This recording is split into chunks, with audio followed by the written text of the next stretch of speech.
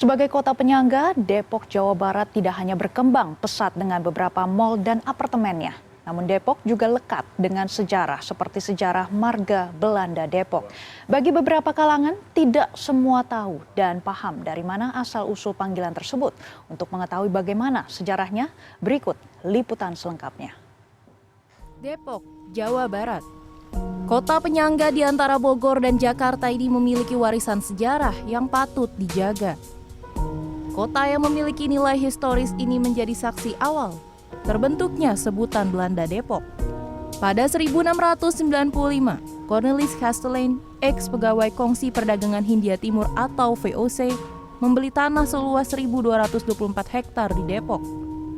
Tanah partikelir atau tanah bebas dari kekuasaan Belanda ini dibeli oleh Kastelein untuk pertanian dan perkebunan yang dikelola para budak beliannya. Er is geen leven zonder liefde, yang memiliki arti tiada kehidupan tanpa kasih sayang. Semboyan tersebut merupakan peninggalan dari ex-saudagar utama VOC, Cornelis Kastelein.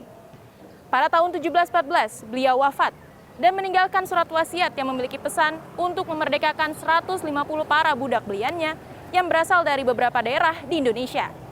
Dari surat wasiat itulah berkembang 12 nama marga Belanda Depok yang sebagian besar terinspirasi dari Alkitab.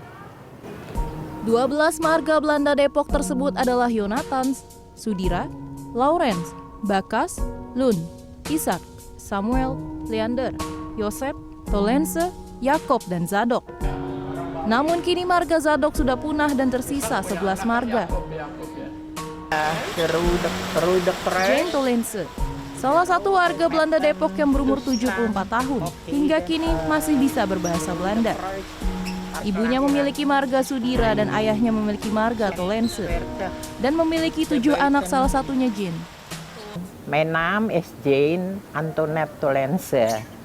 Ik ben 74 jaar oud.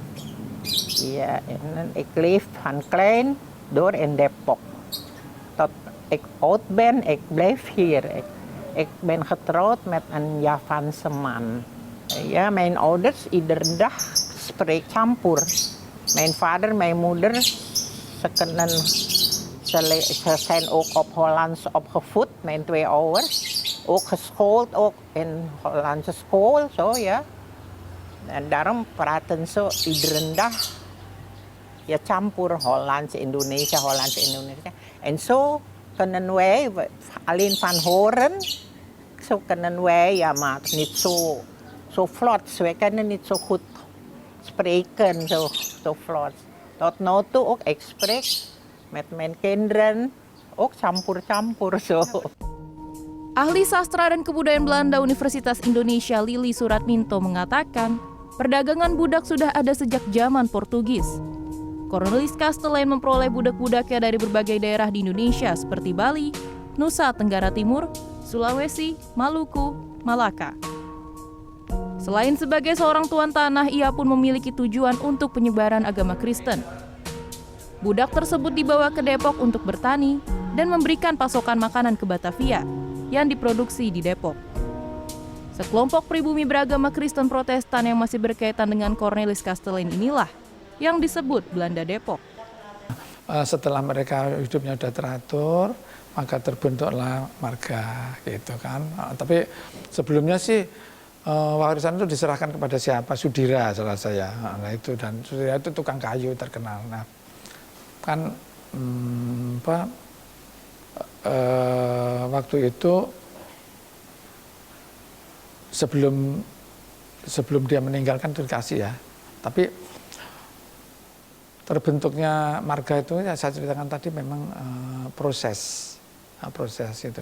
Mereka meniru karena ini kan kalau Yesus mempunyai 12 murid, ya ini dia mempunyai 12 marga dan kata 12 itu memang sangat untuk orang-orang Kristiani terutama sangat.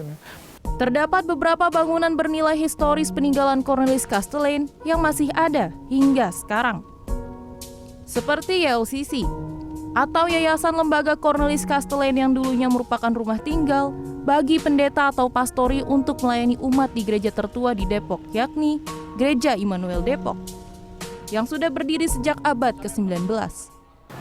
Jadi LCC ini adalah estafet dari Gemeentebestuur, sehingga tidak terputus itu estafet dari Gemeentebestuur yang bertugas sama seperti itu, meningkatkan pendidikan, kesejahteraan, masalah sosial dan lain sebagainya. Ya. Nah, oleh karena itu LCC itu tetap ada sampai sekarang. Cuma sekarang namanya sudah jadi YLCC. Selain YLCC dan Gereja Immanuel Depok, terdapat juga bangunan peninggalan zaman Belanda seperti Rumah Sakit Harapan Depok yang memiliki tugu Cornelis Kastelein, yang sayangnya kini hanya bisa dilihat dari luar saja dengan kondisi kurang terawat. Tepat di depannya terdapat rumah peninggalan Presiden Depok. Beberapa cagar budaya lainnya menjadi nilai budaya, yaitu TPU Kamboja, yang merupakan tanah wakaf YLCC dan diperuntukkan bagi warga keturunan 12 marga Belanda Depok. Lokasinya tepat berada di sebelah timur pusat kota Depok Lama. Selain itu juga ada jembatan Panus yang sudah dibangun dari tahun 1917. Jembatan Panus dulunya berfungsi sebagai satu-satunya jalan penghubung antara Bogor, Depok, dan Jakarta, dan juga untuk menyeberangi sungai Ciliwung.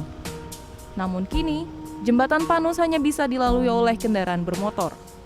Perkembangan kota Depok tidak bisa dilepaskan dari sejarah komunitas Belanda Depok yang dilahirkan oleh seorang Kristiani kaya raya, Cornelis Kastelein. Keberadaan sejarah Belanda Depok menjadi pelajaran tentang pentingnya kemurahan hati dan kesolehan sosial dari kehidupan beragama dan bermasyarakat. Tim Liputan CNN Indonesia.